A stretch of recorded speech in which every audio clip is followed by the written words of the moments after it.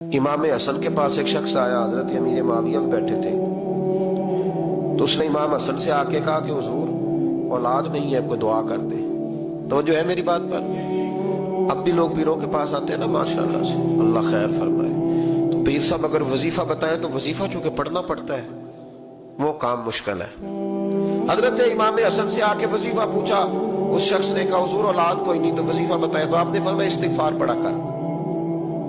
क्या कर?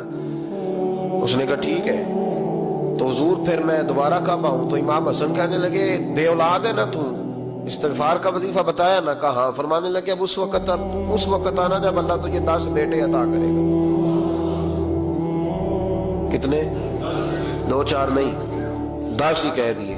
तो हजरत अमीर मुआविया रज़ी अल्लाह तआला देखा, कहने लगे हसन इतना बड़ा दावा। आप फरमाने लगे मैंने कह दिया ना, तो अल्लाह फजल करेगा। हाँ हाँ, अल्लाह खैर करेगा, खैर हो जाएगी।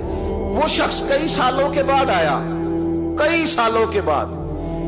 तो हजरत अमीर मुआविया को भी साथ लाया, कहने लगा हुजूर अल्लाह के फजल से अल्लाह ने 10 बेटे अता फरमाए, पूरे 10 ही अल्लाह ने दिए। तो हजरत अमीर मुआविया कहने लगे जनाब बात तो आपकी सच्ची हो गई, पर मुझे भी बताइए वजीफा कहाँ से लिया? फरमाने लगे कुरान पाक से, सूरह नूह की 10, 11, 12 आयत पढ़ो। अल्लाह फरमाते हैं तुम इस्तिगफार पढ़ो, मैं तुम्हारी बेटों से भी मदद करूंगा, मालों से भी मदद करूंगा। तो मैंने इस्तिगफार बताई थी और कुरान मेरे अल्लाह का है, रब का वादा झूठा हो सकता? फरमाया 10 बेटे मिलने थे, मैंने कह जो दिया था।